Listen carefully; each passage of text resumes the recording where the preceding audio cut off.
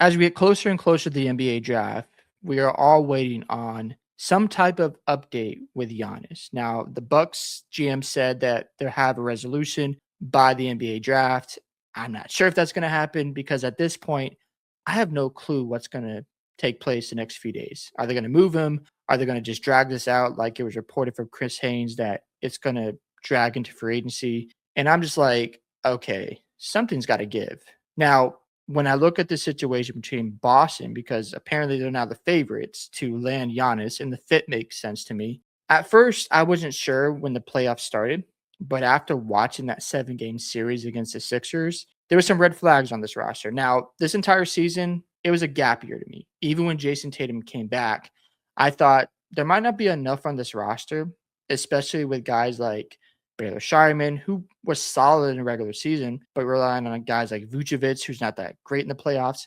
Sam Hauser, great knockdown shooter, and he's reliable, but guys like Jordan Walsh, Hugo Gonzalez, it's a young group of players mixed with veteran players like Peyton Pritchard, Tatum and Brown, and Derek White. And we saw regression in Derek White's three-point shooting. He was 32% in the regular season, albeit he was the second option. He had more shot attempts. That was the highest in his career at 16 a night. But when Tatum came back, he shot 27% from three in the playoffs. Now, you can say, well, maybe it was a situation where he took too many shots, so he was fatigued by the time we got to the playoffs, or maybe he is regression. So that's another thing Boston has to consider. And then you look at the talent between Brown and Giannis, you're like, well, if you bring in Giannis, top 5 player, and you got to trust the medical staff in Boston. You also have to assume that Boston is going to add more depth. We saw in the exit interview with Brad Stevens that they need to put more pressure at the rim. And I really hope they do, because I think taking 45 to 48 3-point shots a night is not a winning recipe. The sweet spot, and I've been saying this, is 40 3-point attempts. That's when they won the championship. They took no more than 40 a night because they had some balance. So if you bring in Giannis, you're going to have to change your philosophy. You can't just say, hey, Giannis, go take 7 threes a night. That's not his game. So Joe Mazzulla is going to have to change some of his philosophy. But I think when you have the floor spacers out there, Giannis will thrive in that situation. But we don't know if it's going to happen. I am all in on Boston trading Jaylen Brown for Giannis. You could say, oh, well, what about Jaylen Brown? And he's been here so long for Boston. Love him. He's been a great player. Finals MVP. But we're talking about Giannis Antetokounmpo. And with Jaylen Brown, he can get to the rim, no doubt about that, but he's also 6'7". And we saw him struggle against the Sixers at times because of Paul George's defense, and Philly beat them with 6 guys. They came back down 3-1. 3 of the past 4 seasons in Boston, you've lost to Miami Heat in 7 games, came back down 3-0, great comeback, still lost in 7, won the championship, lost to the Knicks in the second round. I know they had some injuries. And then you had to change up your roster because of the second apron. And then you lost in the first round of the Sixers. So you've gone backwards with your playoff runs. Now, again, the talent on this roster is much different. You're relying on guys like Kata, Shireman, and Jordan Walsh, and Hugo Gonzalez. And you've replaced Jrue Holiday, Porzingis, Al Horford, and Cornette. So that is a hard place to be because Tatum is going to be 30. Pritchard's older. Derek White's older. So you don't have so much time to pursue a championship because, yeah, these young guys are developing, but older guys who want to go out and pursue another championship. And I get that. So Boston's in an interesting space here. I think if I'm the Celtics, make the trade. Do it.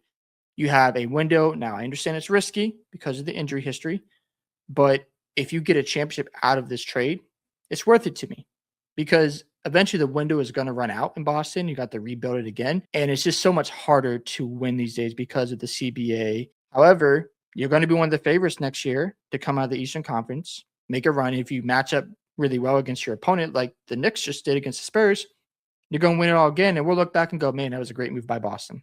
And then on top of that, you got to trust the medical staff. It's really good for the Celtics. So I like the idea of going after Giannis Antetokounmpo. It's a big swing. However, like it says right here, they've got the history of swinging for big stars, like a Kevin Garnett. He was, I think 32 years old when he came to Boston, got a championship, made 2 NBA finals. It was worth it to me, and I'm sure it was worth it to Boston fans as well. So it's a tough spot to be in. There's definitely some risk. I'm not going to ignore that, but I'd rather go for it. If it doesn't work out, okay, rebuild.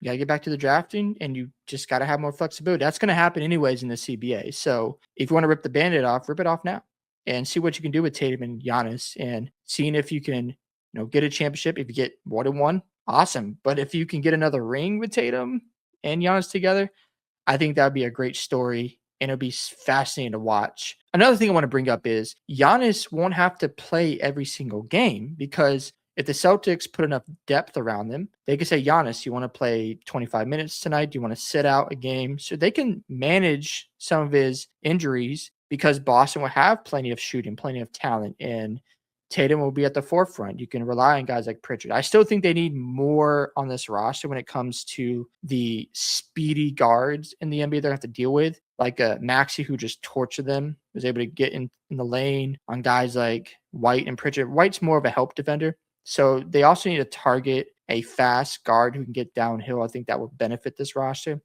And you fix your big man position by bringing in Giannis. And if you trade for Giannis, you're going to find complementary pieces who want to go after championship, who have more experience, and that fits the timeline of your Pritchards, of your Tatums, and if you decide to keep Derek White. So we'll see how it all plays out. I know people will be upset if Jaylen Brown has to go, but it's the NBA. It's tough to win. I think at this stage, Boston just needs to look at the West and go, okay, we have to deal with San Antonio, OKC, or Minnesota.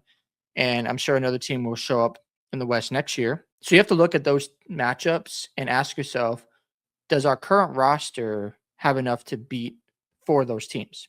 Probably not. So you bring Giannis in, top 5 player in the world, arguably could be the best in the world again, and you pair him with Tatum, who looked really good after his Achilles injury. That is a nightmare to handle. So I would go for it. Try to get another ring, and then you rebuild it from there. Those are my thoughts, though. Hope you guys enjoyed this video today. I want to hear what you think about should the Celtics trade for Giannis, and how do you feel about them trading for Jaylen Brown? Do you think it's a great move or a bad move? Don't forget to like and subscribe to the channel, and I'll catch you on the next one.